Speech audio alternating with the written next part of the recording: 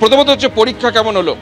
পরীক্ষা এক্সাম ভালো হয়েছে, কোশ্চেন পেপার ভালোই হয়েছে, কিন্তু যেহেতু কম্পিটিটিভ এক্সাম এটা, তো সেখানে মানে এতটা ইজি হলে কি হয়, কম্পিটিশানটা খুব মানে অনেক সবাই ভালো মার্কস করবে, তো সেই জায়গায় দাঁড়িয়ে একটু ওই দিকটা একটু সমস্যা, ওই দিকটা দেখলে হয়তো ভালো হতো।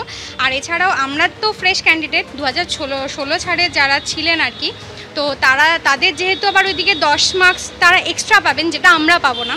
তো এবার এক্সামে এটা আমাদের অনেকটা ডিসঅ্যাডভান্টেজ বলতে পারেন।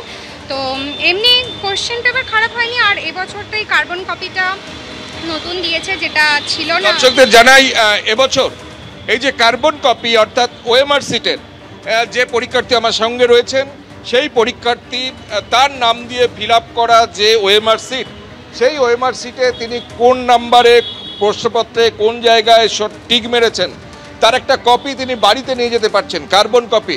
শিক্ষামন্ত্রী ব্রাত্য বসু 1 বছর আগেই জানিয়েছিলেন যে এরকম একটা উদ্যোগ স্কুল সার্ভিস কমিশন নিয়ে যেতে শুরু করেছে, এবং আজকে দেখা যাচ্ছে এই কার্বন কপি পরীক্ষার্থী বাড়িতে নিয়ে যাচ্ছেন, এবং পাশাপাশি প্রশ্নপত্র ওনার আপনার সাবজেক্ট আমার জিওগ্রাফি আমি একটু নিচ্ছি, জিওগ্রাফির যে প্রশ্নপত্রের ওপর ভিত্তি করে তিনি এই ওএমআর সিট ফিল আপ করেছেন, অর্থাৎ সেই প্রশ্নপত্রের পুরো প্রশ্নপত্রটাই তিনি বাড়িতে নিয়ে যেতে পারছেন।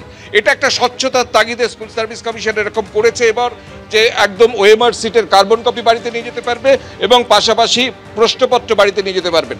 এত স্বচ্ছতার উদ্যোগ, কিন্তু আপনি ভরসা রাখছেন এই সরকারের ওপর? একদমই না, সেটা তো বলার অপেক্ষা রাখে না। আমি মনে করি মানে প্রত্যেক স্টুডেন্টদেরই একই মতামত হবে যে কেউ মানে গভর্নমেন্টের উপরে কোনো ভরসা নেই। কেন? যেটা হচ্ছে এখন তো শিক্ষা তো রাস্তায়, যেটা হচ্ছে একটা সমাজের একদম বেসিক কাঠামো শিক্ষা, সেখানে শিক্ষা ব্যবস্থা পশ্চিমবঙ্গের বুকে খুব খারাপ একটা সিচুয়েশনে, সেটা তো নতুন করে বলার কিছু নেই, প্রত্যেকেই সেই বিষয়ে অবগত। তো যাই হোক, আমি গভর্নমেন্টকে আমার তরফ থেকে এটুকুই আবেদন থাকবে যে ওনারা কাইন্ডলি ভীষণ সহানুভূতি সহকারে এই বিষয়টাকে দেখলে খুব ভালো হয়।